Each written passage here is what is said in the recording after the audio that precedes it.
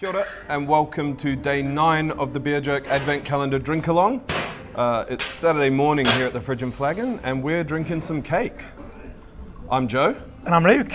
And this is the Three Sisters liquid cake number 3. So the third in the series of pastry stouts they're doing down in New Plymouth.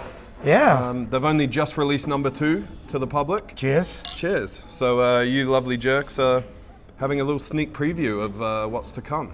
Yeah, this has been bottled especially for us, for the Advent calendar to enjoy. And it's a particularly festive sort of beer. Hopefully you're feeling in a Christmassy mood this Saturday. And Three Sisters, so that's one of the best breweries in the country. They just keep winning lots of trophies. So I think 3 years in a row they've won Champion Brewery for their size class. So this year it was the Champion Small Brewery. Previous to that it was Champion Micro Brewery. So that's just based on how much, what your volume is outputted. And yeah, they just put a lot of care and attention and focus into the beers. And you can really taste just the craft and meticulousness. And the cinnamon. And the cinnamon. So yeah, as Joe says, this is beer number 3. And they're onto a pretty good thing. You know, people like cake, people like beer.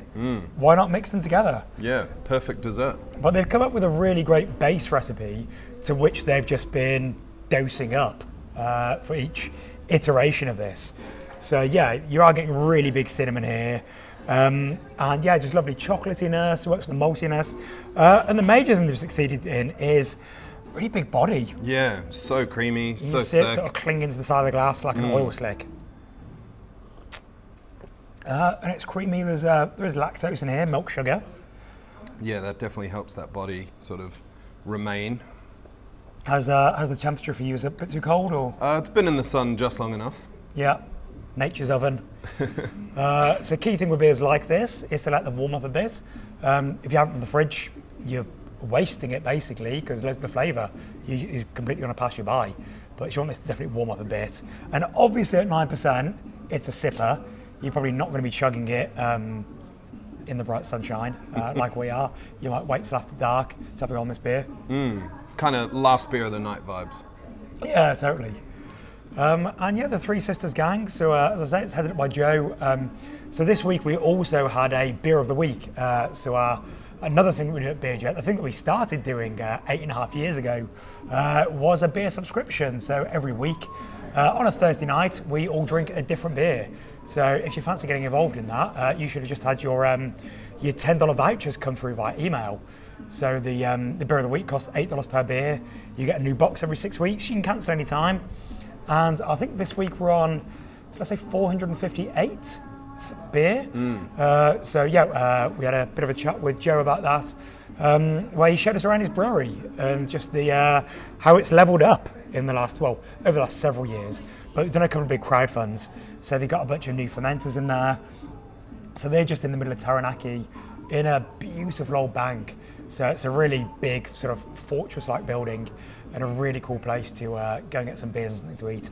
And probably worth taking a trip to New Plymouth for just by itself. But I guess there's other stuff you can check out there, like There's that bridge.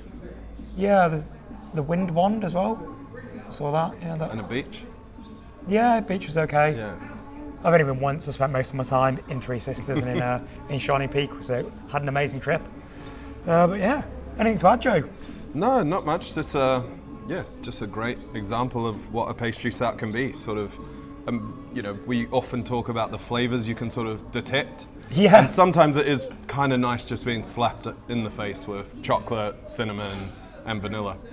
That is a really good point. Yeah, as professional beer drinkers, we're often talking about a beer and we'll be talking about, like white grape skin flavors and but you haven't done a real sniff and really work to sort of determine what's in there when frankly the beer just tastes like a pale ale. That's what pale ale tastes like. But this does not taste like beer.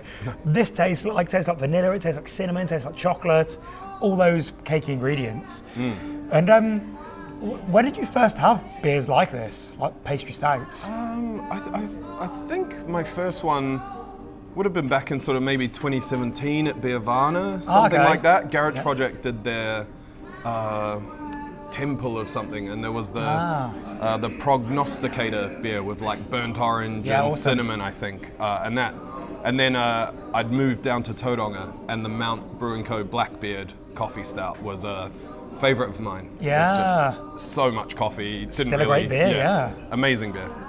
So yeah, sort of got into them through that. Yeah, and they've sort of got more full on. There's been a bit of a lactose arms race.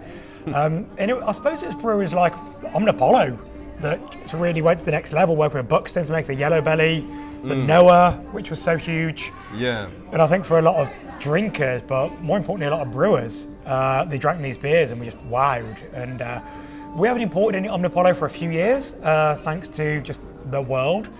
But I think it was when that tanker got stuck in the Suez Canal, we just thought actually we'd stop importing from Europe for a while. But when we did import Omnipollo, I remember we bought in one batch, and a bunch of brewers bought those beers. And I spoke to brewers like Andrew at Behemoth, like George at Duncan's, and they were immediately inspired by these beers from this Swedish brewery, and they immediately made beers that were sort of in that vein. So it's just really cool to see. I'd like to see more of it, frankly. Just these idea viruses getting spread around the world, because it's great to try different people's variations on things. And but yeah, it is. Three Sisters are doing some of the best of these beers in the country at the moment. And just as I'm chatting, I've just got like sticky lips.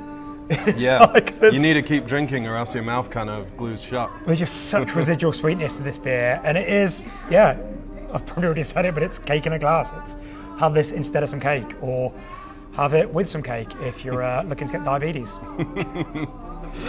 Cheers, Three Sisters.